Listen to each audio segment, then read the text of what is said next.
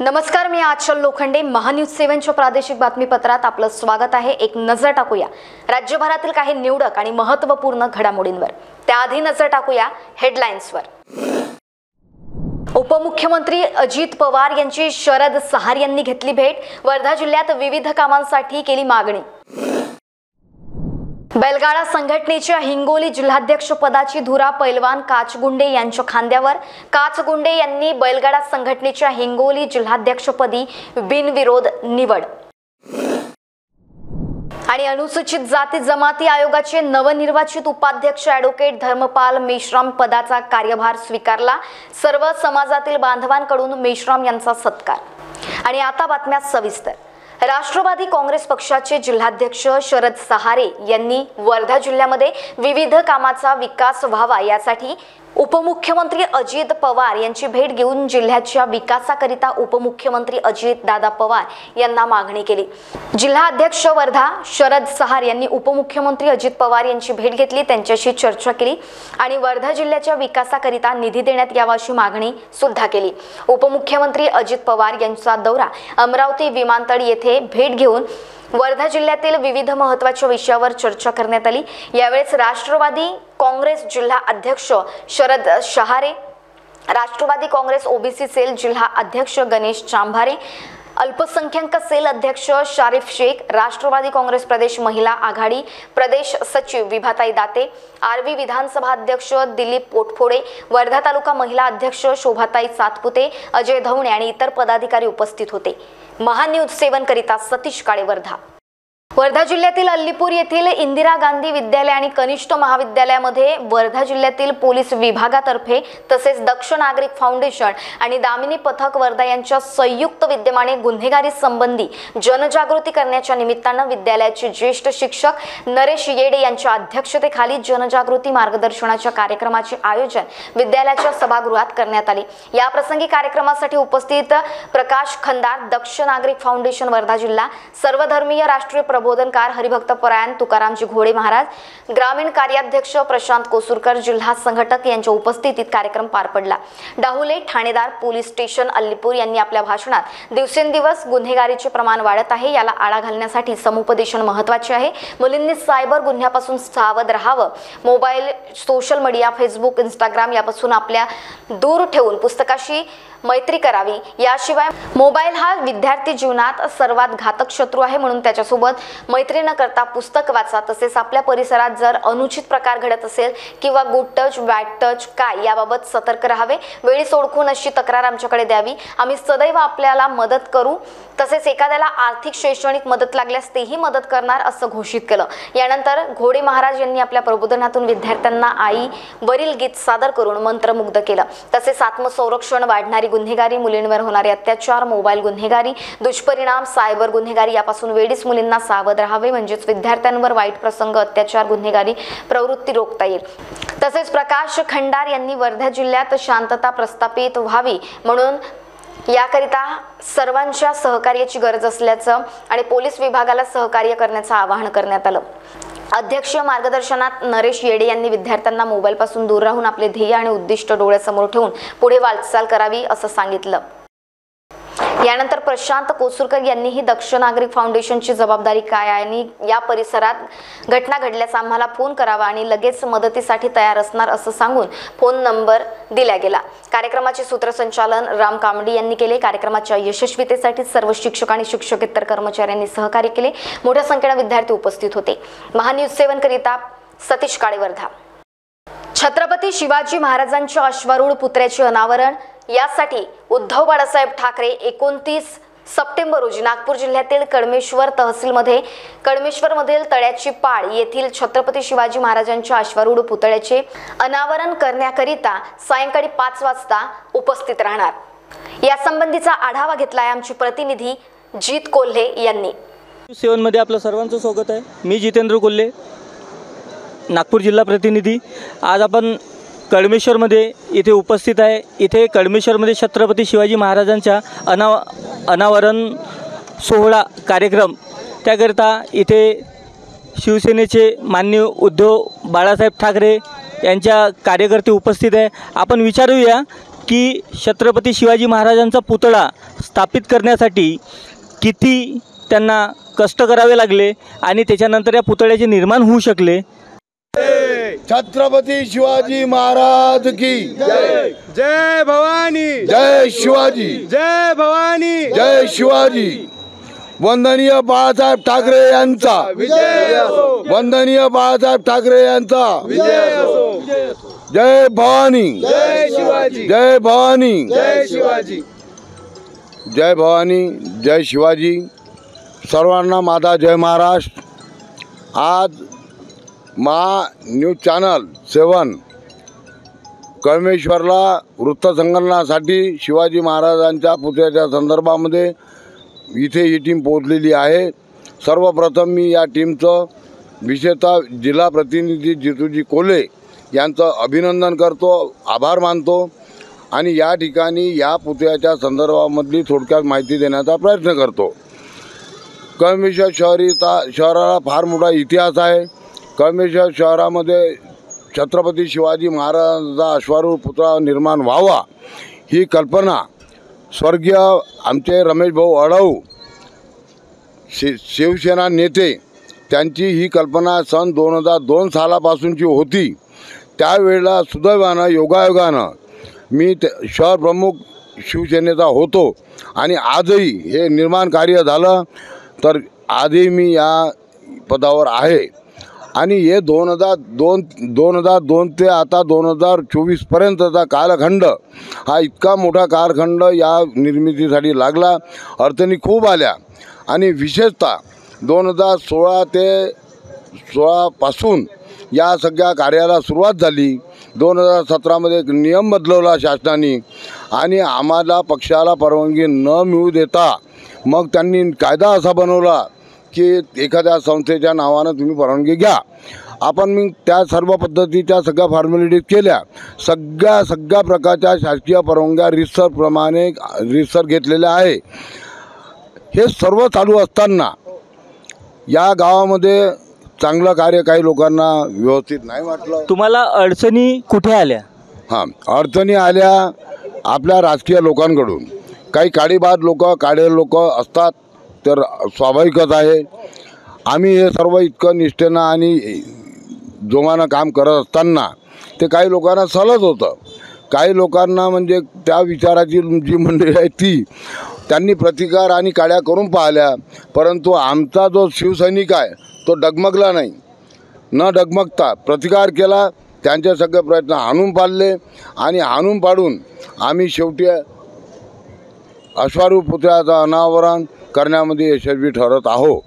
या अश्वारूढ पुतळ्याच्या अनावरण सोहळ्याला राज्याचे माजी मुख्यमंत्री तथा आमच्या पक्षाचे शिवसेना पक्ष प्रमुख माननीय उद्धवजी ठाकरे साहेब यांच्या हस्ते या पुतळ्याचं अनावरण होणार आहे।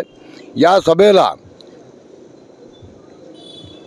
खासदार संजयजी राऊत, आमदार मिलिंदजी नार्वेकर, विदर्भाचे पक्षनेते भास्करजी जाधव, सुषमाजी अंधारे, खासदार प्रकाशजी जाधव शिवसेनेचे आणि या क्षेत्राचे माजी मंत्री सुनीलजी केदार, आता नवनिर्वाचित राजूजी बर्वे,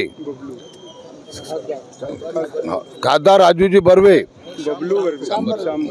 श्याम बर्वे हे सर्व या ठिकाणी या कार्यक्रमाला नागपूर जिल्ह्यातली सर्व वरिष्ठ शिवसेनेची आणि महाविकास आघाडीची मंडळी उपस्थित राहणार आहे। या सभेला जास्तीत जास्त लोकांनी उपस्थित राहावे आणि हा आनंद सोहळा कधी न होणारा जो आज होत आहे याचा सर्वांनी आनंद घ्यावा, याच्यामध्ये सहभागी व्हावं आणि एवढं बोलून मी माझी की पुतळ्यासाठी कोणत्या समस्या इथे निर्माण झाल्या आणि त्याच्यानंतरसुद्धा जो पुतळाचे निर्माण जे केले आणि या कार्यक्रमासाठी काय त्यांना करावं लागलं तुम्हाला, त्यासाठी 2 मिनिटामध्ये सांगा। अश्वारूढ पुतळा कळमेश्वरच्या हा जो 29 तारखेचा जो पर्व आहे हा ऐतिहासिक पर्व आहे, ज्यासाठी आमचे घनश्यामजी मक्कासरे, सुरेशजी लंगडे, त्यानंतर प्रकाशजी जाधव, बंडूजी तागडे, कापसे साहेब जिल्हा प्रमुख दळवीजी यांनी अतोनात प्रयत्न केले. खूप पुतळ्याचा जो आज अनावरणाचा जो सोहळा होणार आहे येणाऱ्या 29 तारखेला, या कार्यक्रमासाठी कितीतरी लोकांनी मनापासून त्याची इच्छा होती खूप लवकर ह्या पुतळ्याचं अनावरण व्हावं. एक पुतळा आम्हाला तोडावा लागला, खराब करावा लागला, त्याचं तोडल्यानंतर हा दुसरा पुतळा बनवावा लागला. असे खूप सारे विषय आले. कधीतरी ते शीख समुदायांचं त्यांचाही विषय आला का ह्या चौकाला गुरु गोविंद सिंग नाव देता तर हा पुतळा कसा बसवायचा. तर असे खूप सारे विषय येत गेले, निपटत गेले. पण आमचे मक्कासरे गुरुजी लंगडेजी यांनी कधीच हार मानली नाही आणि शेवटी तो ऐतिहासिक दिवस 29 तारीख ज्याकरिता आमचे माजी मुख्यमंत्री पक्षप्रमुख आज आमच्या कळमेश्वरला 10 वर्षानंतर येत आहे. हा एक ऐतिहासिक दिवस आहे ज्याची नीव हे मक्कासरी गुरुजींनी ठेवली. त्यांचं स्वप्न होतं. स्वर्गीय रमेशजी अडाऊ माजी अध्यक्ष होते ते कळमेश्वरचे, त्यांचं स्वप्न होतं, लंगडेजीचं स्वप्न होतं. आज हे साकार होत आहे. 29 तारीखचा हा जो जल्लोष आहे तो पूर्ण कळमेश्वर पाहणार आहे. त्यासाठी पक्षप्रमुख येत आहे. आम्ही सर्वांना निमंत्रित करतो की त्यांनी ह्या कार्यक्रमाचा या सोहळ्याचा भरघोस संख्येने येऊन लाभ घ्यावा. धन्यवाद. कळमेश्वरच्या नागरिकांना संबोधण्याचं म्हणजे असं की कळमेश्वर नागरिकांच्या अथक प्रयत्नांतूनच म्हणावं लागेल, कारण कोणाची सहभागाशिवाय काही घडू शकत नाही. आणि कळमेश्वरला शिवसेनेला जो लाभलेला इतिहास आहे की 35-40 वर्षापासूनचे शिवसैनिक इथे आहेत आणि त्यांची एक मनातून इच्छा होती की या नैसर्गिक सौंदर्याने नटलेल्या या स्थानावरती, या चौकावरती छत्रपती शिवाजी महाराजांचा पुतळा लागला पाहिजे. आणि यासाठी सर्व सैनिकांनी प्रयत्न केलेत, चांगले प्रयत्न केलेत आणि ते पूर्णत्वास आलेत. विशेष म्हणजे असं की ज्या कळमेश्वर नगरीमध्ये माननीय बाळासाहेब ठाकरे शिवसेना पक्षप्रमुख यांची सभा झाली, उद्धव साहेबांच्या सभा झाल्याच, आदित्यजींच्या झाल्यात आणि पुन्हा आमची सर्वांची इच्छा अशी होती की आमच्या पक्षाचे पक्षप्रमुख उद्धवसाहेब ठाकरेच्या हातानेच या पुतळ्याचं अनावरण झालं पाहिजे. आणि आज येणाऱ्या 29 तारखेला तुमच्या सर्वांच्या सहकार्यानं इथे आपण उद्धवसाहेब ठाकरे यांच्या हस्ते उद्घाटन समारंभ करतो आहे. आपण सर्वांनी यावं ही आमच्या सर्व सेनेतर्फे विनंती आहे. धन्यवाद. तर आपल्या सर्वांना माहीतच आहे की हा सर्वात मोठा आनंदाचा क्षण जो 29 तारखेला येणार आहे आणि त्यासाठी मी सर्व शिवसैनिक लोकांचे आभार व्यक्त करतो. सोबतच आपल्या मनामध्ये काय स्फूर्ती निर्माण होत आहे की आपल्या कळमेश्वरमध्ये एका छत्रपती शिवाजी महाराजांच्या पुतळ्यांचं जे अनावरण होत आहे आणि त्यामधून आपण काय लोकांना बोध द्याल. कळमेश्वर शहराची वाढ झपाट्यानं झालेली आहे आणि या ठिकाणी आपलं दैवत छत्रपती शिवाजी महाराजांचा पुतळा असावा आणि त्याची प्रेरणा आपल्याला लाभावी आणि या गावाच्या विकासाकरता, या नगराच्या विकासाकरता शिवाजी महाराजांची प्रेरणा असावी या दृष्टिकोनातून ही संकल्पना आम्ही राबवली. 2017पासून प्रत्यक्ष कामाला सुरुवात केली. अनेक अडचणी आल्यात, पुतळा एक मोडावा लागला.